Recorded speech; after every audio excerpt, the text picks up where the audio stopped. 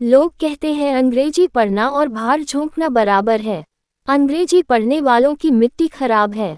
अच्छे अच्छे MA और BA मारे मारे फिरते हैं, कोई उन्हें पूछता तक नहीं। मैं इन बातों के विरुद्ध हूँ। अंग्रेजी पढ़ लिखकर मैं डॉक्टर बना हूँ। अंग्रेजी शिक्षा के विरोधी तनिक आंख खोलकर मेरी दशा देखें। सोमवार का दिन था। 9:15 बजे मेरे मित्र बाबू संतोष कुमार BSc एक नवयुवक रोगी को साथ लिए मेरे दवाखाने में आए। उस रोगी की आयु 18-19 से अधिक न थी। गेहुआ रंग, बड़ी बड़ी आंखें, गठीला शरीर, कपड़े स्वदेशी किंतु मैले थे। सिर के बाल लंबे और रूखे। उस युवक को देखकर मुझे बहुत प्रसन्नता हुई। संतोष कुमार ने युवक का परिचय कराते हुए कहा, आप जिला नदिया के निवासी हैं। नाम ललित कृष्ण बोस है, किंतु ललित के नाम से प्रसिद्ध हैं। MA में पढ़ते थे, परंतु किसी कारणवश कॉलेज छोड़ दिया।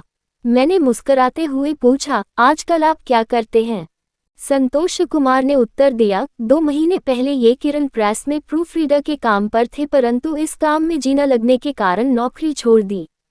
परसों से ज्वर से पीड़ित हैं, कोई अच्छी औषधि दीजिए। आज से पहले भी मैंने इस युवक को कहीं देखा है, परंतु कहाँ देखा है और कब, ये स्मरण नहीं। रोग की छानबीन के पश्चात मैंने ललित से कहा, मालूम होता है आप आवश्यकता से अधिक परिश्रम करते हैं। खैर कोई बात नहीं, 2 दिन में आराम हो जाएगा। ललित बहुत मधुर भाषी था। मैं उसकी बातों पर लट्टू हो गया। मैंने कहा, हर 3 घंटे के अंतर से दवा पीजिएगा। दूध और साबूदाने के सिवाय कोई और चीज खाने की आवश्यकता नहीं। कल फिर आने का कष्ट कीजिएगा। ललित हंसने लगा। जाते समय मैंने उससे कल अवश्य आने के लिए कहा, परंतु ललित ने शाम ही को आने का वचन दिया। ललित प्रतिदिन सुबह शाम मेरे यहाँ आने लगा। मैं उसके व्यवहार से बहुत प्रसन्न था। घंटों इधर उधर की बातें होती थी। ललित वास्तव में ललित था, वह मनुष्य नहीं देवता था। ललित अब मेरे घर पर ही रहने लगा। मेरा लड़का उमाशंकर 8वीं कक्षा में पढ़ता था। ललित ने कहा, मैं इसको बंगला सिखाऊंगा, बंगला बड़ी मधुर भाषा है। मैं स्वयं भी यही चाहता था। उमाशंकर ने बंगला पढ़ना शुरू कर दिया। ललित आज से उमाशंकर का अध्यापक हो गया। कलकत्ता जैसे बड़े नगर में यूं तो प्रत्येक त्योहार पर बड़ी रौनक होती है, किंतु दुर्गा पूजा के अवसर पर असाधारण धूमधाम और चहल पहल दिखाई देती है। दशहरा के दिन प्रायः सारे रास्तों पर जनसमूह होता है। बड़े बूढ़ों में भी उस दिन एक विशेष हर्ष की भावना होती है। लड़कों और युवकों की तो चर्चा ही व्यर्थ है। प्रत्येक व्यक्ति अपनी धुन में मस्त दिखाई देता है। जिस समय दुर्गा की सवारी सामने से आती है तो काली माई की जय के उच्च जय घोष से आकाश गूंज उठता है। हृदय में एक अनुपम आवेश उत्पन्न होता है। उस दिन दुर्गा पूजा थी। हम सब व्यक्ति भी शोभा देखने गए थे। ललित साथ था। पहले की अपेक्षा ललित में आज अधिक प्रदर्शन था। प्रत्येक स्थान पर वह देवी की मूर्ति को नमन करता। कभी उसके नेत्र लाल हो जाते और कभी उनमें आंसू उमड़ आते। मैंने देखा, कभी वह हर्षातिरेक से नाचने कूदने लगता और कभी सर्वथा मौन हक्का बक्का होकर इधर उधर देखता। मैंने बहुत प्रयत्न किया, परंतु उनकी इन चेष्टाओं को न समझ सका। उससे मालूम करने का साहस न हुआ। हमारे पीछे एक गरीब बुढ़िया एक 8-9 साल के बच्चे को साथ लिए खंभे की आड़ में खड़ी थी। संभवत अथाह जन समूह के कारण उसको किसी ओर जाने का साहस न होता था। वह भिखारिन थी। गरीबी के कारण पेट पीठ से लग गया था। उसने अपना दाहिना हाथ भीख के लिए पसार रखा था। बच्चा अनुनय विनय करते हुए कह रहा था, बाबा भूखे की सुध लेना, परमेश्वर तुम्हारा भला करेगा। किंतु संसार में गरीबों की कौन सुनता है। गरीब बुढ़िया की ओर किसी ने आंख उठाकर भी न देखा। प्रत्येक मनुष्य अपनी प्रसन्नता में प्रसन्न था। बच्चे ने बुढ़िया से कहा, घंटों बीत गए परंतु अब तक 2 पैसे मिले हैं। सोचता था आज दुर्गा पूजा है, कुछ अधिक ही मिल जाएगा, किंतु खेद है कि चिल्लाते चिल्लाते गला बैठ गया, कोई सुनता ही नहीं। जी में आता है यही प्राण त्याग दूं। ये कहकर बच्चा रोने लगा। बुढ़िया की आंखों में आंसू झलकने लगे। उसने कहा, बेटा अपना भाग्य ही खोटा है। कल सत्तू खाने के लिए 6 पैसे मिल गए थे, आज उसका भी सहारा दिखाई नहीं देता। आज भूखे पेट ही रहना होगा। हाय ये हमारे पाप का फल है। बुढ़िया ने एक ठंडी सांस ली और अपने फटे मैले आंचल से अपनी और बच्चे की आंखें पोंछीं। बच्चा फिर उसी विनती से कहने लगा, बाबा, भूखे की सुध लेना, परमेश्वर तुम्हारा भला करेगा। परंतु नटकार खाने में तूती की आवाज कौन सुनता। ना अधिक जनसमूह था, किंतु इस विनती पर कोई कान देकर सुनने वाला न था। ललित उस समय बुढ़िया की ओर देख रहा था। उसकी दुखित दशा देखकर उसका हृदय विकल हो गया। उसने अपनी जेब टटोली, उसमें फूटी कौड़ी भी नहीं थी। बहुत व्याकुल हुआ। उसने अपनी दूसरी जेब में हाथ डाला, कुछ आवश्यक कागजों के बीच में एक अठन्नी निकल आई। ललित की निराशा प्रसन्नता में परिवर्तित हो गई, मुखड़ा खिल गया। वह अठन्नी उसने बुढ़िया के हाथ पर रख दी। जिस प्रकार 10-5 रुपये लगाने वाले को लॉटरी में 10-20 हजार रुपये मिल जाने पर प्रसन्नता होती है, जिस प्रकार एक युवती नए आभूषण पहनकर प्रसन्न होती है, जिस प्रकार एक सूखे हुए खेत में वर्षा हो जाने से किसान हर्ष से फूला नहीं समाता, जिस प्रकार कोई नया कवि अपनी कविता को किसी पत्रिका में छपा हुआ देखकर प्रसन्न होता है, उससे कहीं अधिक उस गरीब बुढ़िया को अठन्नी पाकर प्रसन्नता हुई। प्रसन्नता के मारे उसकी आंखों में आंसू भर आए। वह निर्निमेष ललित की ओर देखने लगी। उसका मग्न हृदय ललित को सहस्र आशीष दे रहा था। ये दशा देखकर मुझे बहुत आश्चर्य हुआ। मैंने अनेकों बार उस बुढ़िया को देखा था, उससे मुझे सहानुभूति भी थी, किंतु कभी यह साहस न हुआ कि उसकी सहायता करूं। कभी हृदय में आता कि उसको कुछ देना चाहिए, कभी यह कहता कि इसमें क्या रखा है, संसार में लाखों गरीब हैं, किस किस की सहायता करूंगा।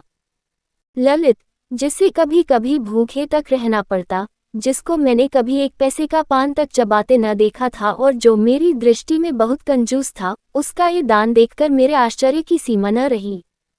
स्वप्न में उस दिन मुझे ललित की बहुत सी विशेषताएं दिखाई दी।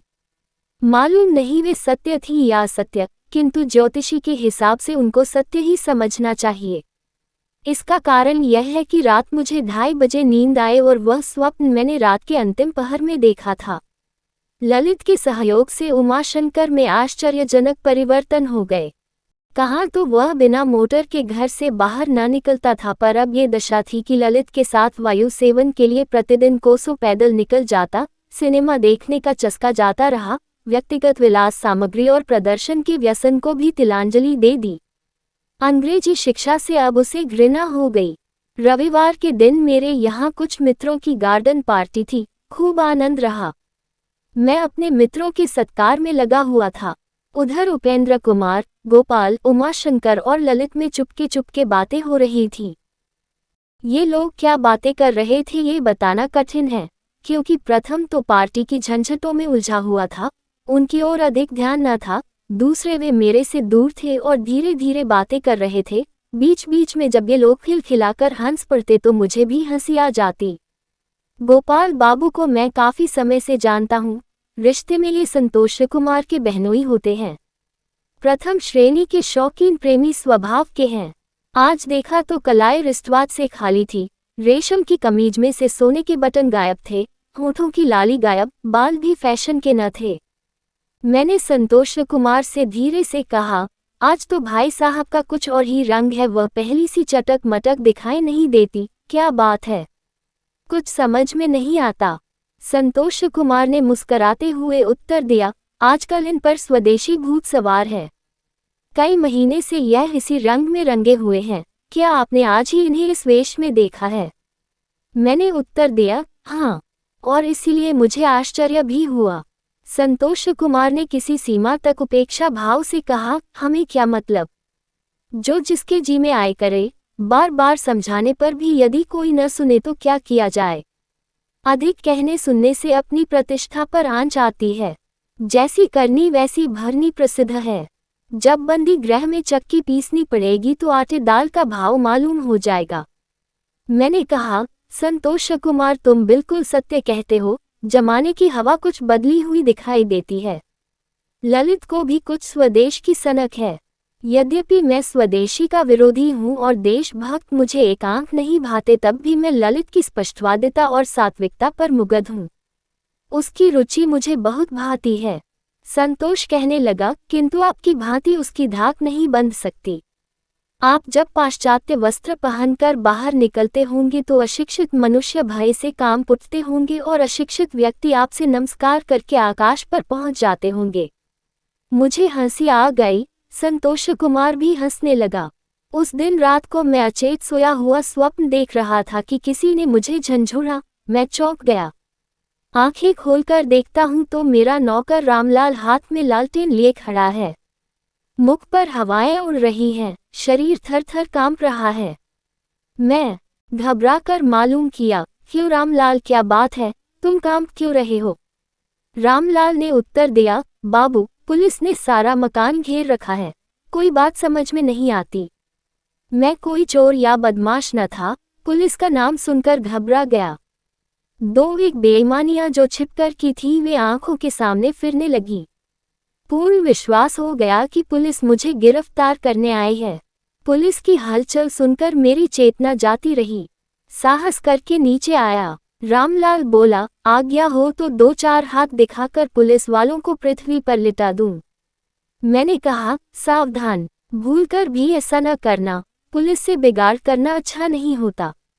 द्वार खोल दिया। 2-3 सार्जेंटों के साथ एक श्वेत वस्त्रधारी बंगाली और 8-10 सिपाही कमरे के अंदर घुस आए। बंगाली बाबू ने जेब से एक बादामी कागज निकालकर मुझे दिखाते हुए कहा, ये गिरफ्तारी वारंट है, आपके यहाँ विद्रोहियों की गुप्त मंत्रणा का स्थान है। विद्रोही तुरंत गिरफ्तार किया जाएगा। मुझ पर बिजली सी टूट पड़ी।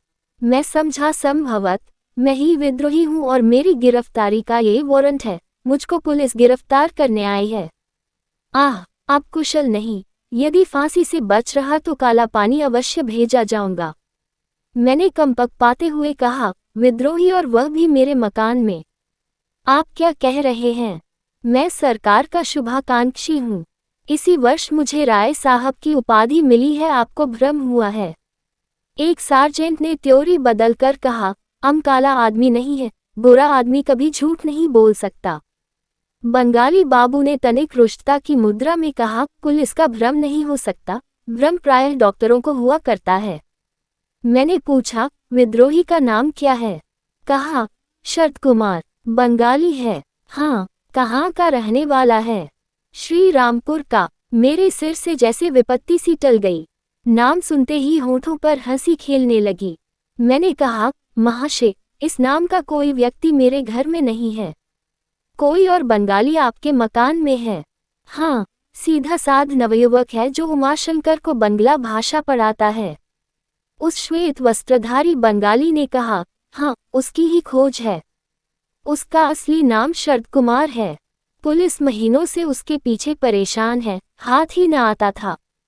मैंने आश्चर्य से कहा, वो तो जिला नदिया का रहने वाला है और आप कहते हैं कि अपराधी श्री रामपुर का निवासी है। सब उसकी चालें हैं, वह श्री रामपुर का निवासी है। उसके पिता का नाम हृदयनाथ है जो एक प्रसिद्ध जमींदार हैं। मैंने फिर पूछा, उस पर क्या अपराध है? इंस्पेक्टर ने उत्तर दिया, विद्रोह, एक गुप्त संस्था से उसका संबंध है।